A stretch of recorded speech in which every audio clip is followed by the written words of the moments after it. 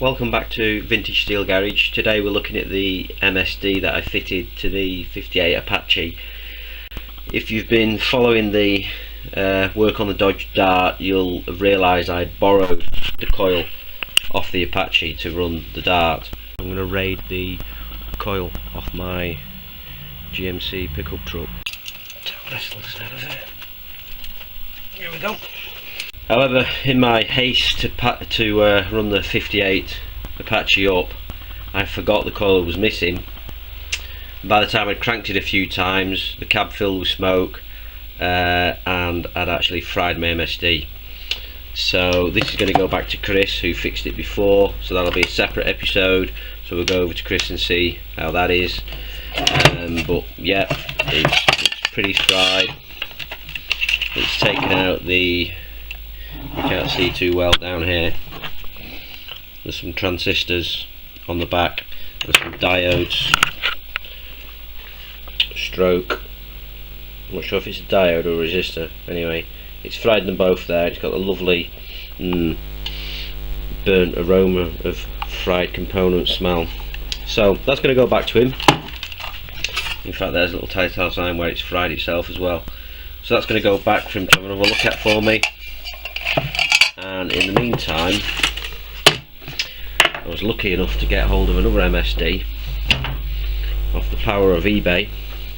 Obviously no one's tampered with this one before, no one's took it apart. It's here, it's in place, ready to go. So I've now got two MSDs, which I'm probably happier with really as well, because I've now got a backup when I go to Le Mans. So I've got two that I can work on, which these two are the same. Picked it up for £160, which was pretty good, because usually about £300 as long as it works. Obviously if it's £160 doesn't work, it's not very good. Right, so going round the connection points, they're pretty easy to connect, they're not that complicated at all. In fact, this one handily has the instructions on the back how to connect it.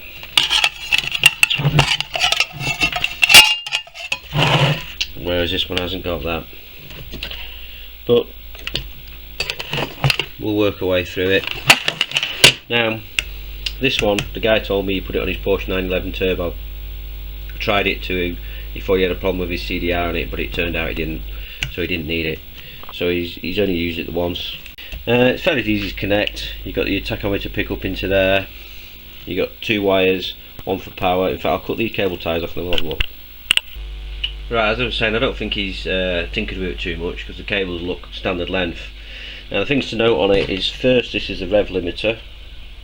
Now that's a little plug you can put in, so that's saying it's limited to 8,000 RPM. My Apache is never going to get to that. However, the lowest one I've got is 6,600, and these just basically, all it is a resistor. I'm actually told you can work out the value of the resistor to put in here and make your own rev limiter. So I'll drop that down to at least 6,600, which is probably still crazy high for what I need. So I'll put that in there, put that one back in there. Yep, so it's got the pickup here. On this side it has two wires, well, two connections. This is for a magnetic pickup, mine's points, so I'll show you how that input works. So that's an input really, telling it when to trigger, when to fire. That's a pickup for a tachometer there. This is an interesting thing here. This is a connection, and you can see there's two red wires, well, it's like a loop that's been cut, and a blue wire. If you leave them all intact, it works for an 8-cylinder engine. If you cut the red ones, it works for a 6-cylinder engine, which obviously lines up with it. He did a bit on a Porsche 911 because that's 6-cylinder. And if you cut the red and the blue, it works on a 4-cylinder. Now, it doesn't really affect how the actual system works. What it affects is the tacho output. So mine, because at the time we didn't know what it did, they're all cut in there. Now when they're all cut, it's 4-cylinder. So basically my rev counter is working at 2/3 of the speed. So if it was outputting 6,000 RPM, I'm only actually seeing 4,000 RPM on the rev counter. So this makes sense, and we can leave it like that. I might just put a bit of tape over those wires just to make it look neater. And that's right, that's fine for that. So at this end we've got some wires here, black negative, that's easy to connect. Red is battery power, that's permanent battery power. This red is the ignition power, so when the ignition's on. The white is the pickup from the points, and the two wires here that are in a screen, orange and black, if we get to the end of them, they're actually for the coil, and these have been shortened, so that's good. So let me crack on getting it installed and we'll see how that goes. Okay, so what I'm going to do, I'm going to mount my MSD mounts down there under the dash. I'm going to get that down there, get that in place, feed these wires through the bulkhead, which are for the coil, and the power and everything else is connected inside underneath there. So I'll get it mounted in place and I'll show you the terminations. I'm just going to cut the crimps off here because they're actually round crimps on my coil. So this is where my MSD mounts on here. I made a little fuse board, so I've got permanent feed, which is the top one, and then ignition feed at the bottom, which I'll take off the power. There's an earth stud further up there, I think you can just see it up there, so it picks up on those bobbins there. Now I've had to drill the back off this one to open the holes up for the actual mounting bolts, so it's actually took these sort of rivets that are also the mounting points out, but it's interesting that I can now actually see inside the two of them. You can actually get, you can see where the resistor down here is fried, where I can see on this one I can actually get a clear shot of what the value of the resistor is, so Chris can replace it. So I'm going to take a picture of that and send that to him.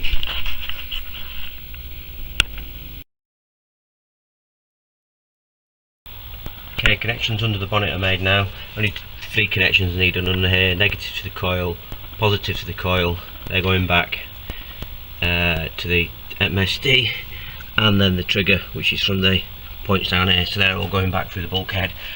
We can have a look inside there now.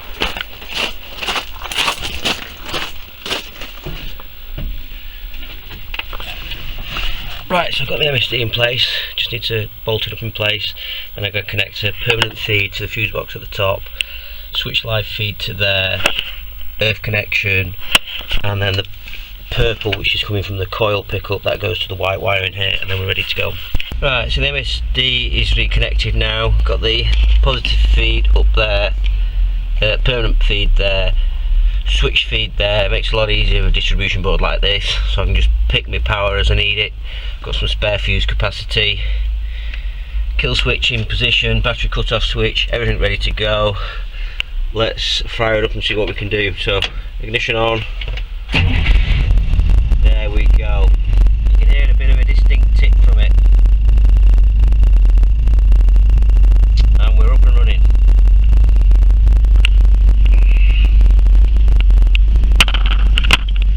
Rev counter seems to be reading right as well now.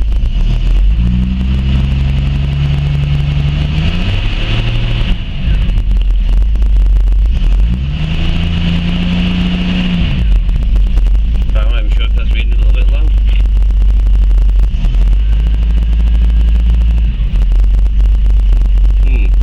Might have to check that one out. Other than that, pretty happy, quick job, and we're back in the room.